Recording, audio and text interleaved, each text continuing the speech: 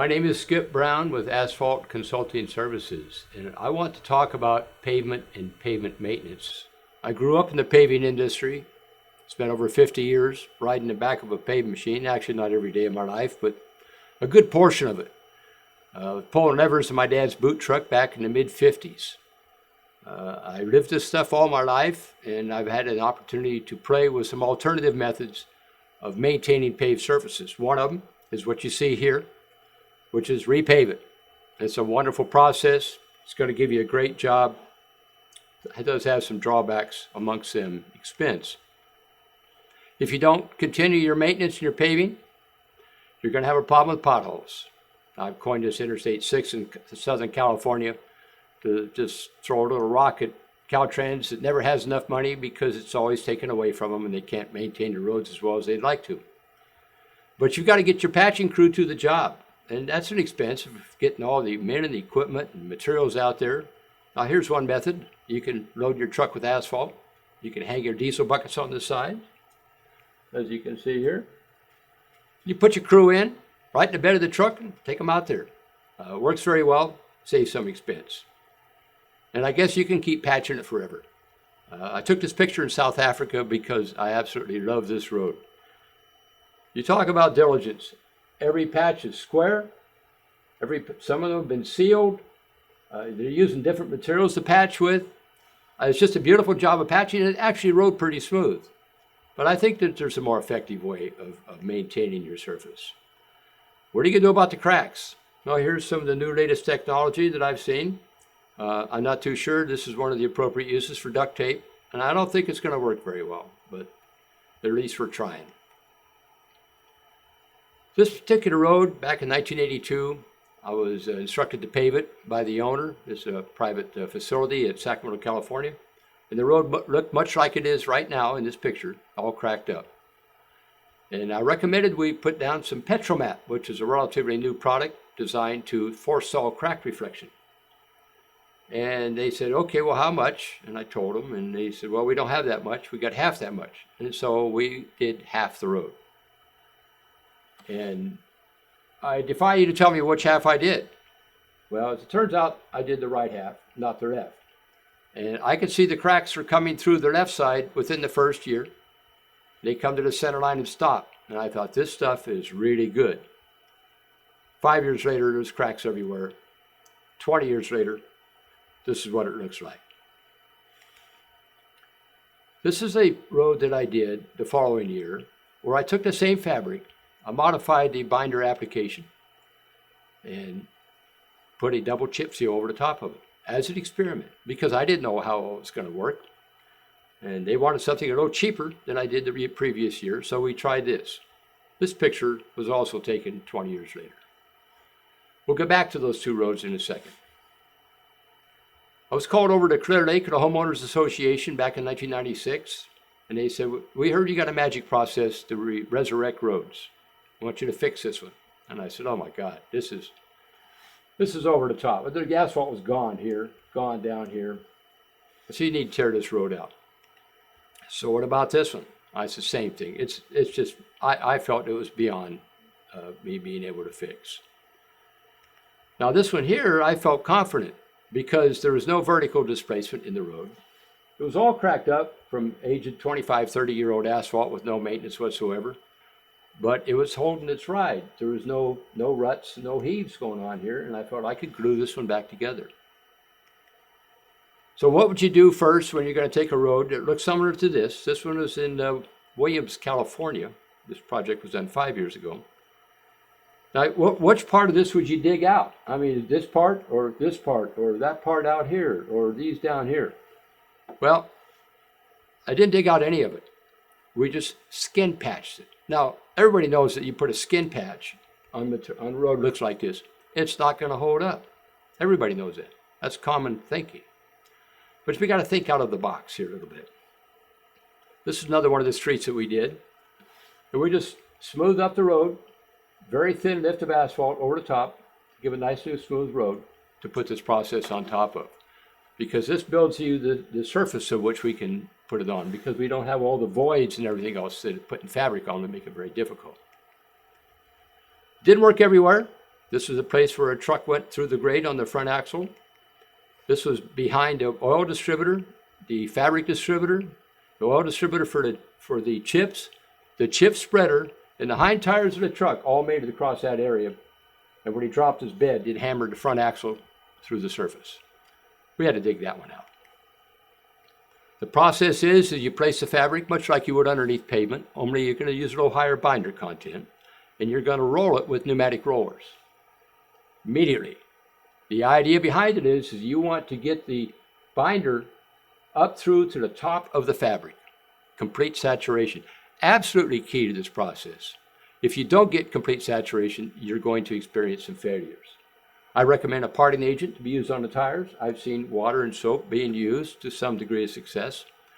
I've also used a light oil parting agent that smells a little bit like diesel, very sparingly. But the important thing is, again, the full saturation of the fabric. So here's a picture of a project done about 10 or 15 years ago. Don't remember when. Saturating the fabric really well with the rolling. Here's your first shot of emulsion for the chip. There's a chip spreader right here. You can see the chips coming around the corner, right on top of the saturated fabric. Now I will say that it warms up in the daytime, that fabric's going to get pretty sticky. So you're going to probably want to sand it. I got a picture of that coming up here pretty quick. This was done on an airport up out of Placerville, California. The ground was moving everywhere. It wasn't really stable enough to get a good asphalt overlay. They couldn't afford an asphalt overlay anyway. I recommended this process to put down. I told them, I said, you'll quit seal coating it. You'll be done seal coating it. You've been seal coating it every 4 or 5 years, and it just keeps cracking and coming apart. And I was right. It's done. But again, look at the saturation of the fabric. I got to keep pointing on that. So what's the proper application for binder for underneath the fabric? Well, that depends. Are you going to do this side or are you going to do this side? Because there's all kinds of cracks and crevices for the oil to run and hide in. You got to get it up full. You got to fill all those up and get it up on top where it'll saturate the fabric. So over here, you're probably going to shoot about 3/10 of a gallon per square yard, not 25 like you recommend under asphalt. About 3/10, maybe 32. Over here, you maybe 40. Maybe 45, a lot of oil. If you don't get full saturation of the fabric, what happens is the first layer of chip binder will go into the fabric and not hold the chip. And then that layer of chip will come off, taking the top layer of chip off with it. That's what happened here in this job after one winter over in Gardnerville, Nevada. I noted that there was not good fabric saturation. Their methodologies weren't as up to plus as I'd like to have seen them. They were trying. And we did have some failures over there. I talked about sanding the fabric. If you're going to put traffic on it, you need to sand it. You have to sand it. You don't want to sweep off the excess sand. I recommend 1 to 2 pounds per square yard. Most of it's going to go right in, and you're not going to have much sweeping to do. It's also a good idea if you're going to put that chip oil on during the afternoon when it's up over, say, 90 degrees Fahrenheit, because it's going to get really sticky. And that fabric's going to stick to the tires of the boot truck, and it's going to wrap around the axles. Not a particularly pretty movie. I've seen it a few times. Here's the first course of chips being performed on the fabric over in Clear Lake. You notice a strip of binder down the edge. You do not want to chip over the binder. That's common practices. It's like any other chip seal practices. Nothing changed. You want to stay back from that edge of that binder application. This was on a 14% grade. They asked me if I could stick it on a 14% grade. I said to give my patented answer. I don't know. You should have asked me when I was 25 or 30 because I had all the answers then, but as I've gotten older, I seem to have lost a bunch. So I use I don't know a lot more now. We didn't try to attempt to pull the truck up the hill we just run the chipper up and did it in short spurts. When you do fabric on roads, you will find that in some roads you don't need to put fabric on the whole road. If you've got a road that's in good condition, like it is out here, and like it is down here, it doesn't need all that processes to maintain that road. This was an originally chip sealed road. It's about 20, 25 years old. It's been chipped 2 or 3 times. But the edges were crumbling off on the edges and they were losing road width. And they wanted to know what they could do. And I said, well, we could put fabric down the edges only. And we used an extra high amount of binder because they couldn't afford a double chip seal on the whole road, which I wanted to do. So we just did a single chip seal over the top of it. Again, full saturation, real heavy saturation of the binder through the fabric, and then put a single chip seal over the whole road. That was done about, well, it's 2011. I took that picture, and that picture was taken 3 years after it was done, so it was 2008, and it still looks really good.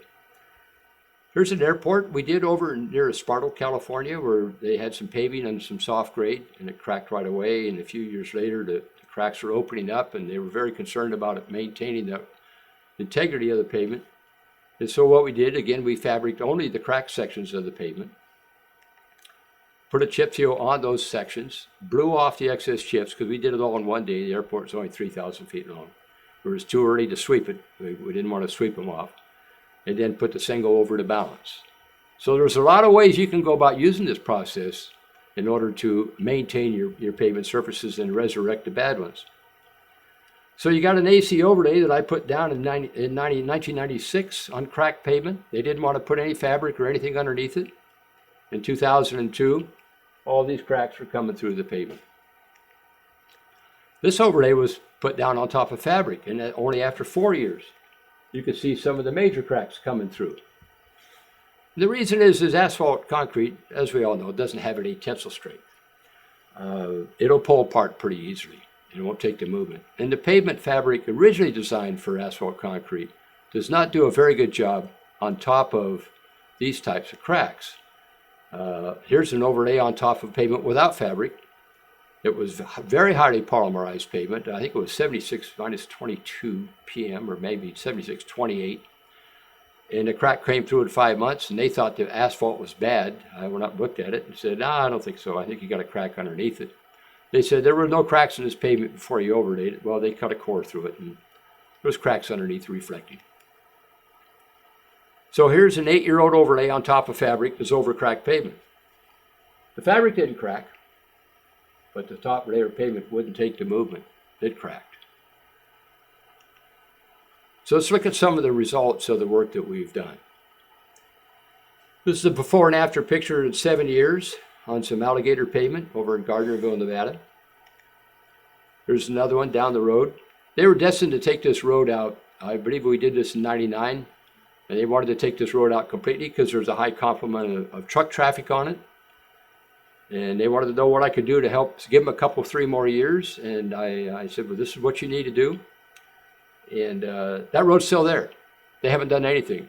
They were going to tear that road out completely, but using this methodology, they've been able to live with it. We did this project in South Lake Tahoe. South Lake Tahoe is 6,000 feet. A lot of snow in the wintertime, a lot of freeze-thaw cycles, a lot of snow plows, a lot of tire chains, and patching. We just plugged a hole. We didn't dig anything out. Put the fabric down only on this section here. Put a single chip seal on this, and then put another single on this side, carrying over, putting the double on this side here. 7 years later, it's still functioning. Chains and plows will take it off eventually, like it will wear off anything. This is the one in Clear Lake where I said that, yeah, I can fix this one all right. 10 years later, and it still looks the same thing today. We had an underground spring on one of the portions of the road. They told me about it, and I said, well, when you see the bubble show up, cut out the fabric, let the water run out of it. You can see here where the water's been running out of here every winter, and you can see what the pavement looks like underneath this process, and it's got it all glued back together. They haven't touched it since.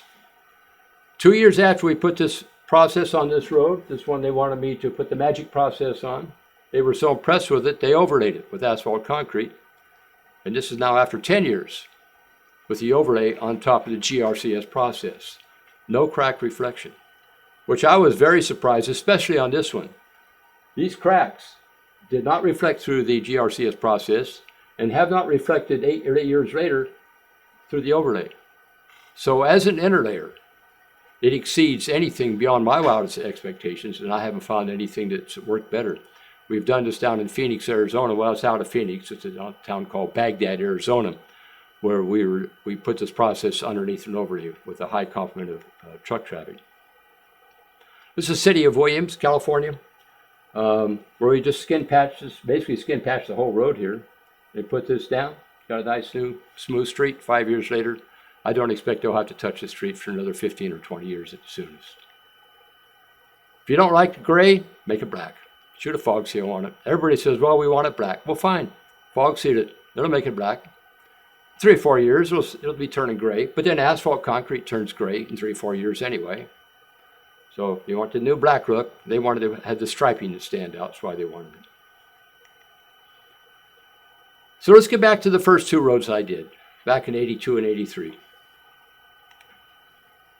Cost to install the road on the left, $1.40 to $1.80 a square foot. That's going to depend upon, well, how many utilities you have to raise, how many manholes you've got to bring up in valve boxes. Do you have to key cut the edge along a concrete gutter? All that adds to the cost of performing this process that does not apply to this process. You don't have to raise any utilities. You don't have to key cut any edges. So we're looking at $1.40. I've seen it as high as $2.50 a square foot when you've got the curb gutter and sidewalks and the utilities and everything in here. 75 cents to 85 cents a square foot across here. So we're talking half the cost.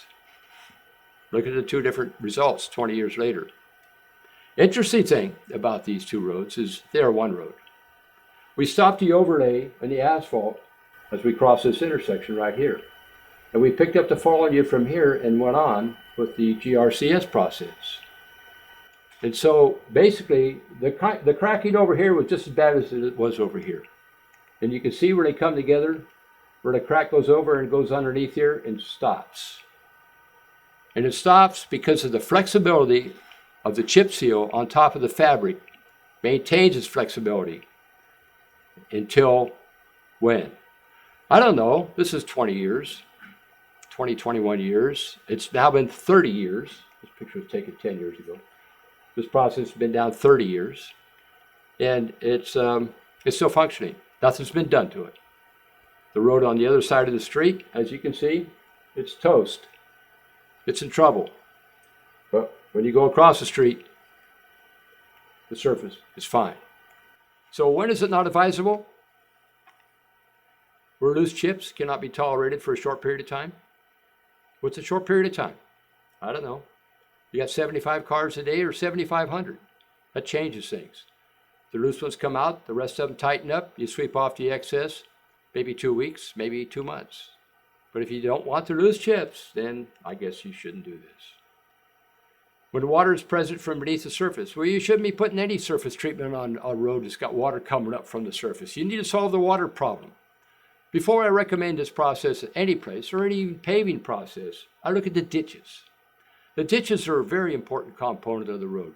They keep your roadbed dry. They should be at least a foot deep along the sides, 3 or 4 feet away, so the water doesn't stand against the side of the road and go underneath the road. So my dad told me back in the early mid-50s that he felt that there are 3 secrets to building the road. First one being drainage. You solve your drainage problems, you can build a road. Second secret is drainage. How did you guess the third one is?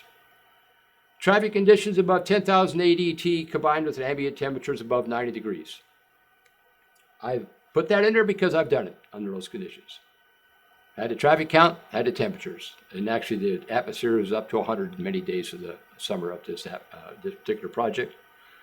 So perhaps even more on both sides. But you can't have too much, especially slow-moving truck traffic, because you're probably going to get some bleeding because of the high content of binder. We're in between 1.1 and 1.3 gallons per square yard. We're looking at 17 to 18% oil. Asphalt concrete has 5, sometimes 5.5%. We're in 17%. That's where the flexibility comes from. That's what stops the cracks from coming through. On pavements with an excessive amount of tight curves, it's hard to take fabric on a corner. You got to stop and cut, stop and cut. So what are your benefits? It extends the life of pavements approaching or beyond their useful life. How far? I don't know. I have put it on pavements. Most of the projects that I have done, been a part of doing myself as a contractor or being as an inspector after writing the specifications for it, I have put this mostly on roads that were beyond the end of the useful life already. They were toast. It was over. It was like, can we buy some time? And without exception, I have not done a job yet that is not still functioning. Oh yeah, you're going to get a few failures. If you get some water, you get a water main blow up, or if you get some water come in from the side of the road and it starts to pump the surface, yeah, you're going to have to dig it out and patch a failure here and there. What, 1%, 2% of the surface you're going to do? And the rest of it's going to go 25 years? Retards crack reflection better than any other process seen to date. Again, I've been doing this over 50 years. I've seen a lot of processes. I assisted the state of California in writing specifications for hot mix asphalt for the 2010 specifications. I stay up with this because now retired as a retired contractor. I'm now consulting full-time, and that's what I do. That's what I've done all my life, and I keep up with the state of the art. I've not seen anything that will come close to it. Stops the oxidative hardening and further deterioration of existing pavements. It can be installed on pavements where subbase is inadequate for asphalt concrete. If that subbase moves when you're paving, you're not getting the density of that asphalt concrete. You're not getting your 20-year design life. It's that simple. It has to be stable for you to get your compaction, to get your density. We don't have a density problem with this. We have an orientation issue with the chips on top, and we do that with pneumatic rollers. And the price is right. So I built this presentation, and this is version 6, I think. First asked to deliver a presentation at the Foundation for Pavement Preservation Conference in San Diego in 2001. And they heard about what I was doing. Somebody said something about it. They called me up and said, hey, would you come down and talk to us about this? And I said, sure, I'll come down and talk about it. And they said, well, bring your PowerPoint presentation. I said, well, what? I didn't have a PowerPoint presentation. I'm a contractor. I'm not a salesman. I go do the work. So I took some pictures with me, went down and showed them some pictures, and they said, wow, you should build a presentation on this stuff. This is pretty neat. So I've been doing that. I've been spreading the news around different conferences. This one I just gave just now is the one presented at the Vancouver conference last fall. And it's worked out real well. I've enjoyed it, and I make an unlimited offer at these conferences. If anyone here has a better process for pavement maintenance, I will send them on a 7-day, 6-night cruise on the fabulous new Carnival Cruise Line ship to Dixie Belle. Now, we know Carnival's had its problems. They're trying to raise their image, you know, and they've made me a special deal on this. If I could get somebody to take me up on it, I mean, all airfares, transfers, food and drinks, I mean, you know, I'll take you there, and I'll fly you there. So, anybody interested? Now, here's the ship. There's some pretty good trolling for catfish. You don't troll for catfish. I guess you'd have to troll for striped bass. Yeah, that would be right. I'm an Earth First guy. You can call me the epitome of an environmentalist, but then others that know me better thinks that my actual attitude is, we'll pave you the planet straighter. Thank you very much.